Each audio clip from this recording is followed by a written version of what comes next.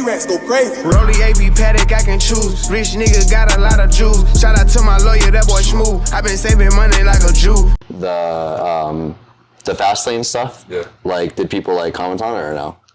With the color of the car? Yeah. I mean, a lot of people, obviously, that's where you got it from, was Auto Base Gallery. Yeah, so they knew. It was a big hit there. Like, already knew about the car beforehand.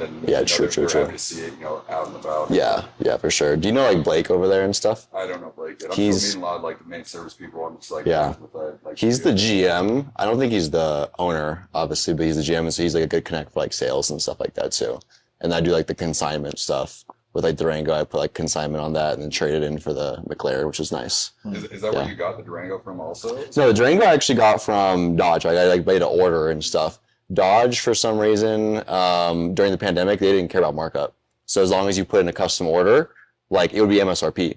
And that one I actually got under MSRP because I did financing through them. They had an incentive that was $1,800 off MSRP if you did their financing. And like, I was like, I don't care if, I got financed through like a hard money loan. Like I was going to sell it immediately. Right. You know what I mean? So I was like, give me a 20% rate. I don't care. Just, obviously I care about the rate.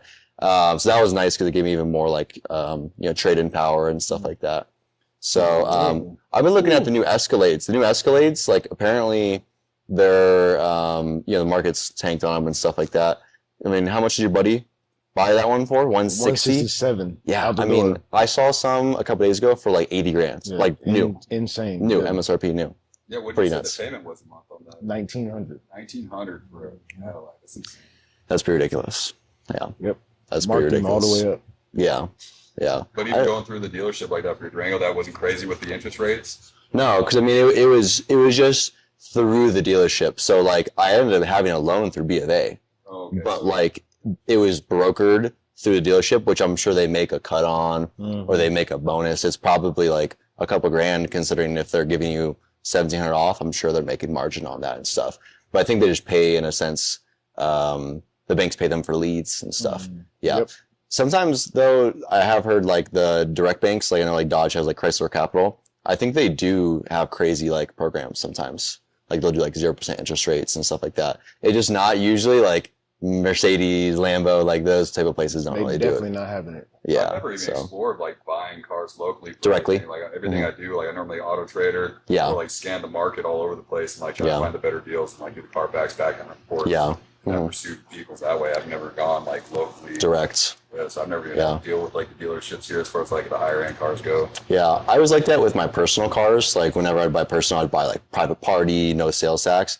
And then with these, damn rental cars, I'm like, I'm buying a warranty anyways, and then like, I remember like you and I had this conversation one time, like new, like you have to have like the new body of everything. Like it's always going to go for, a little bit more. A little bit more, yep. So like getting the warranty and then just like, selling it before that big depreciation hit is sometimes the move. Like COVID kind of fucked everything up because of, the markup. But I think like right now, like I was looking at the new S580s as well. Like you can get a 23 for MSRP.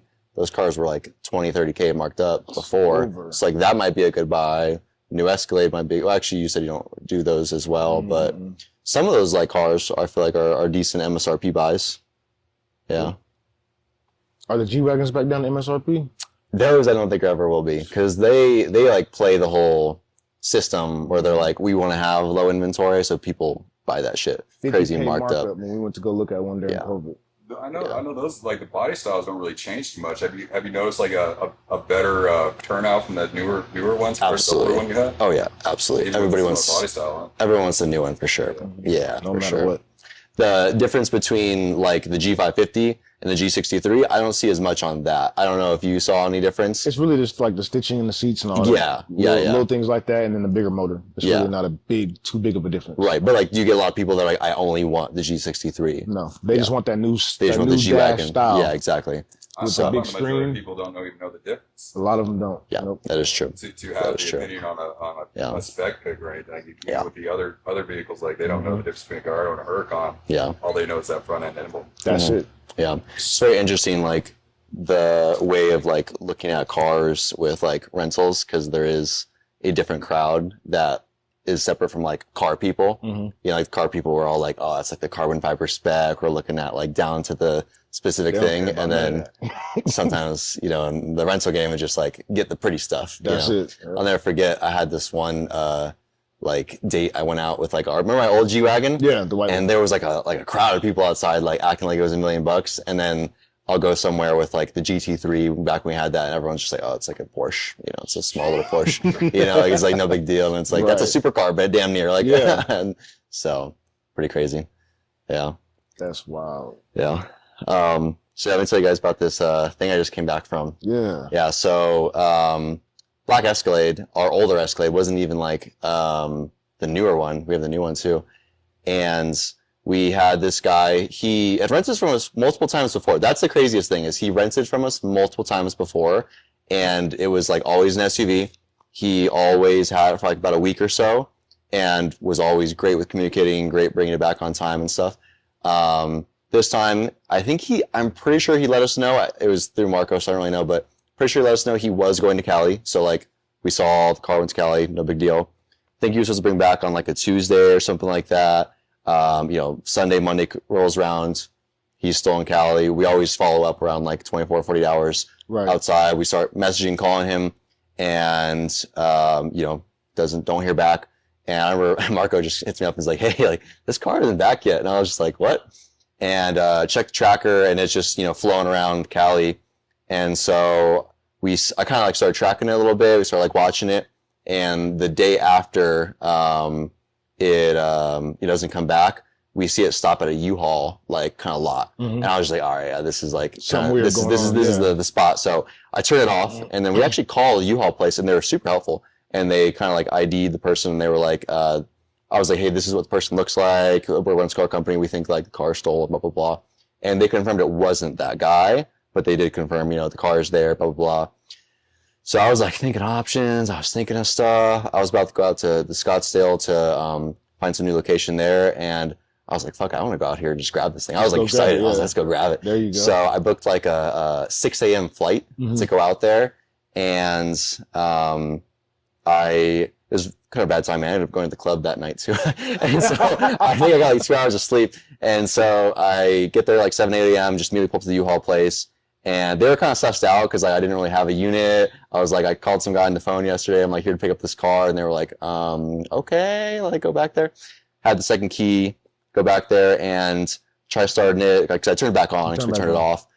And the car wouldn't start. And I'm like, okay, this is kind of weird. And the battery, or the, I guess, starter was back on. Mm-hmm. And so I open up the hood and the battery's gone. And I'm like, oh, fuck, this guy thinks, because I turned it off, he thinks the battery like turned off. So I was like, fuck, what do I do? And so I start calling just like repair places around here and trying to get like a battery dropped off. And like second or third place I called, they were like, cool, we're down. Like mid phone call, this like little truck pulls up. Some like Mexican dad like pops out and he's like, hey, this is my car. And I was like, oh shit. Like I immediately was like, I'm in a royalty episode right now. Like my car just got sold. I literally like, it just like didn't even have to like ask him. And it was really weird. He seemed like he knew what was up. He was like, ah, shit. He was like, are you here to pick up the car? Yeah. And I was just like, yep. Yeah. And I was on the phone with the people still too. And I kind of was like explaining to him, I was like, hey, give me a second. I was on the phone. I'm like, hey, I don't need the battery anymore. And like by that time, he had like pulled out a title. And so I just hang up and like, we just basically go over everything. I'll show you the title.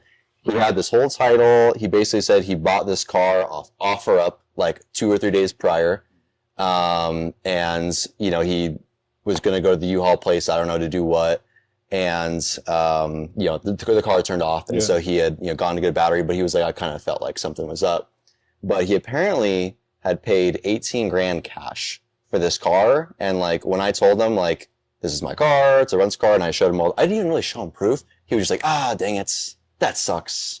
You know, but like, this is the title. I'll show you another one too, but if you look at the dates, all the dates are 2022. Well, the paper, everything looks right.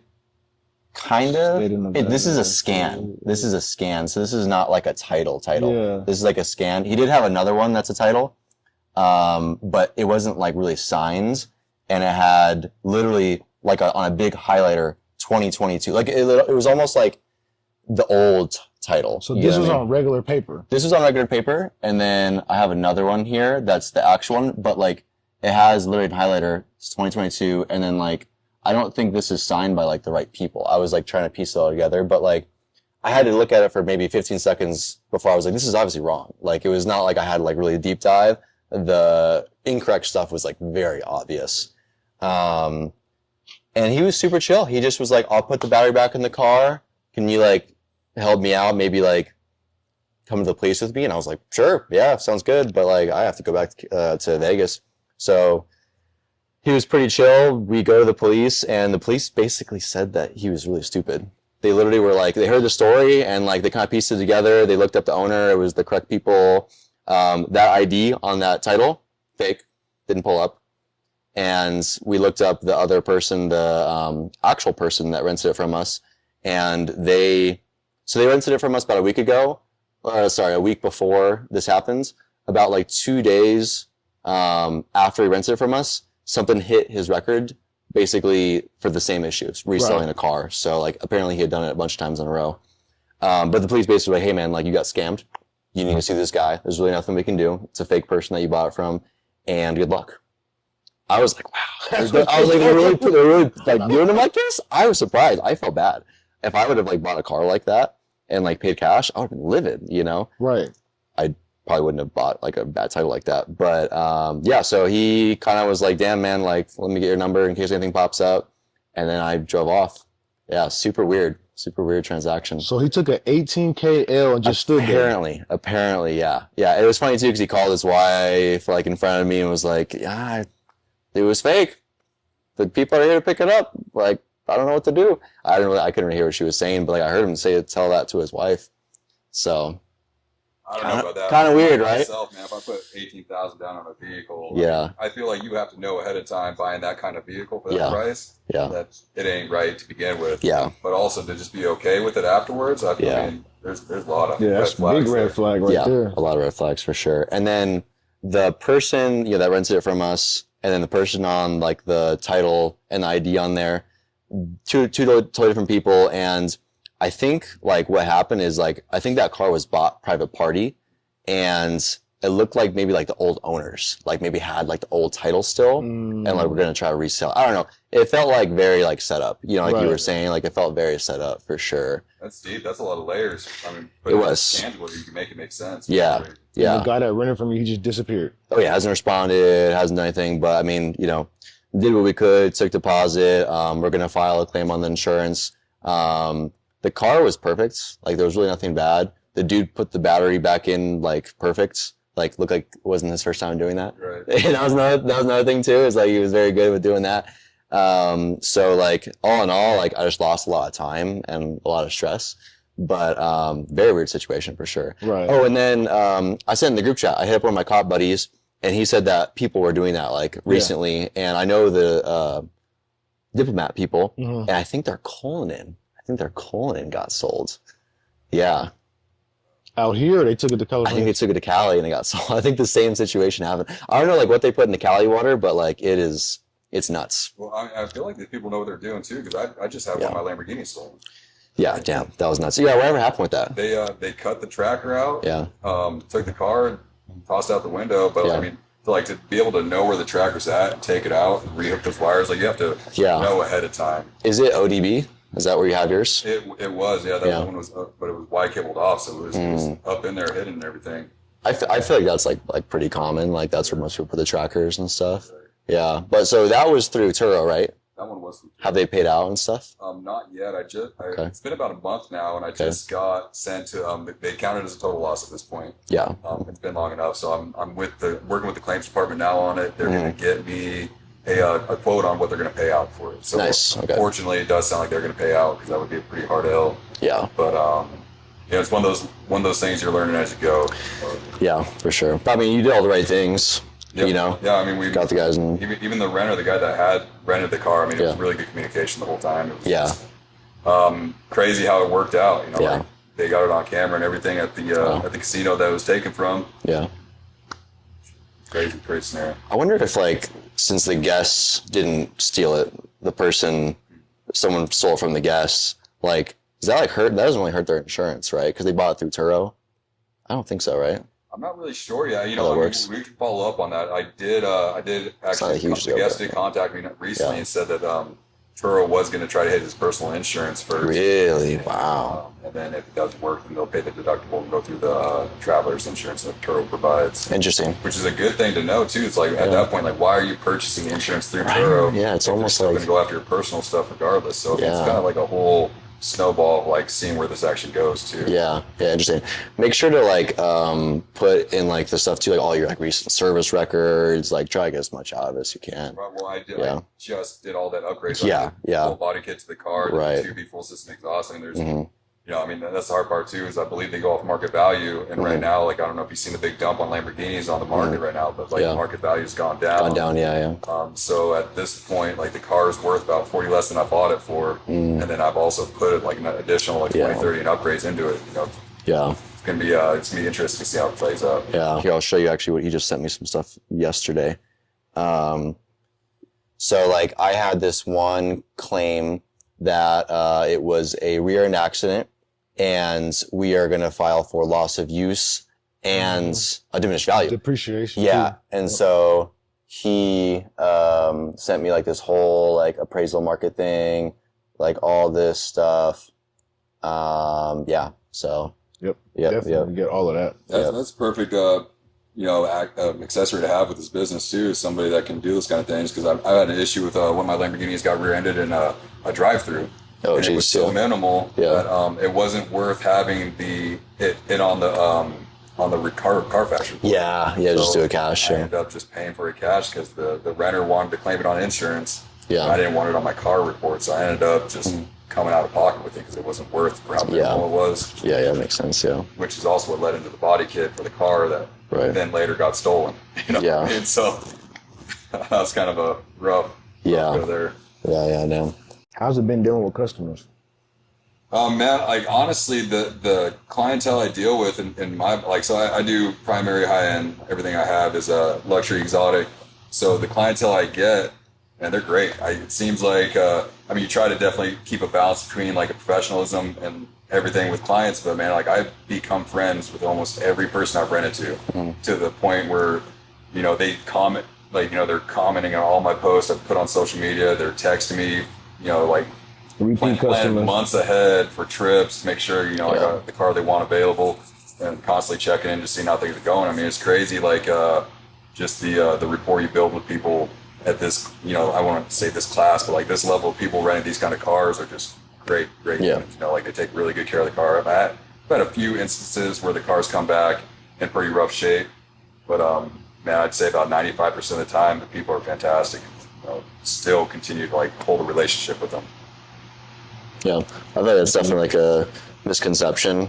I hear like a lot of like my friends are like, dude, like people just wreck them every single time. It's like, no, like 5% of the time.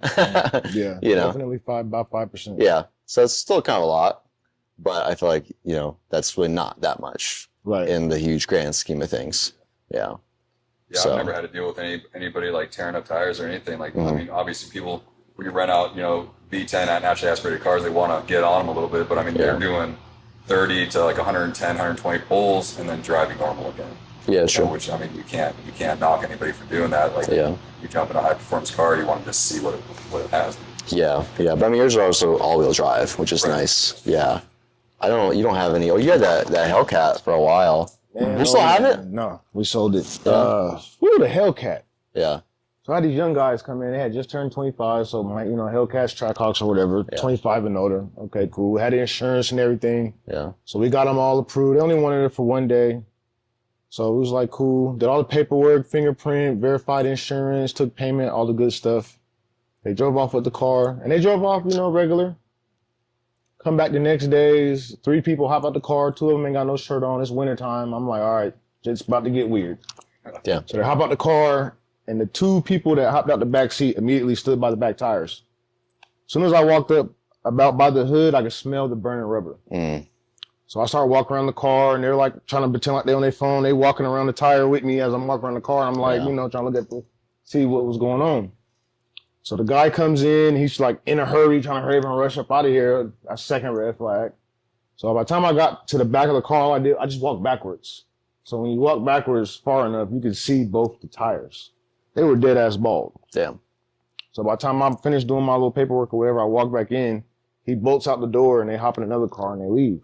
Damn. So that car went out. Another broker had actually referred them over. He's like, yeah, these are my good buddies. Whoop, whoop, whoop.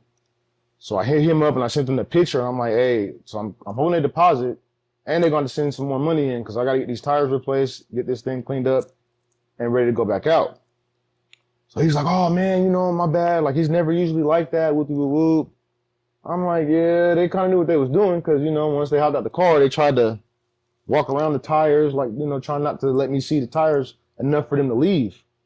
So about a week went by. We were going back and forth for about a week. The guy was like, no, the tires are already bald. So again, I take the pre-trip photos. I sent him over the tires before the car went out on the same day. And of course, tires had meat, all the good stuff. So about another week go by, they finally send over the payment, and the guy had 101 excuses and put him on the blacklist and go on about life. But definitely with those Hellcats, they try to steal them all the time. Yeah. They'll call in for the Trackhawk. They'll come in here. Nothing makes sense. Driver's license, insurance, debit card, got 3 different names on it. One person wants to rent it. I'm just like, you know, hey, your driver's license says your name. That kind of looks like you. But this is not your debit card, credit card. This is not your insurance, so I can't, you know, rent you the car. Well, I'll be right back. And they come back. They done went home and did a PDF insurance thing. So I'm calling the insurance company trying to verify their insurance. And insurance is telling me there's no such policy. So I'm standing here looking at the person like they saying this policy not, oh, let me go see my insurance agent. And then they just never come back. Yeah. So with the anything with a Hellcat motor, I don't care if it's TRX, I don't care if it's a Honda and got a Hellcat motor in it, it's gonna be problems. Yeah. Always. Well, the Trackhawk does well for you though. Trackhawk does great, Yeah. but they try to steal that too. I mean, but you heard that exhaust, I'd probably burn the tires out too. Woo, yeah, but I welcome burn them out because I'm gonna burn out your deposit and credit card if I can. Yeah. People don't get it. Like these cars, they built for racing. But I mean, you slide in the car around the parking lot for so long, so many different times, you start to break other shit. Yeah. You know what I'm saying? For sure. Yeah, yeah. People don't care. Supercharger on that thing, what, 15, 20K? For sure. Alone? Yeah. They sit there and burn the tires for 2 days. Them cars drink oil. Like, drink oil. That's something I'm learning as we go too, man. These V10s, V12s, man, I feel like I'm constantly adding oil to these things. Oh, yeah. Sure. Also, the Gallardos I think they're notorious for that though. Yeah. So that's something I'm learning as we go too. I mean, I just got jugs and jugs and jugs of oil in the house and I'm at the shop. Just stand by. You should definitely use a guy for that. Yeah, instead of going through like Vegas Auto. Yeah. Because I think that's like a fairly easy thing to switch out if you like piece it together off like an Amazon filter and then like just doing it manually. And there's people that can do that. Yeah. This guy keeps calling me. I need to call him back real quick. Shout out to my lawyer, that boy smooth. I been saving money like a Jew. Still pouring up by the deuce. Nigga, who the motherfuck is you?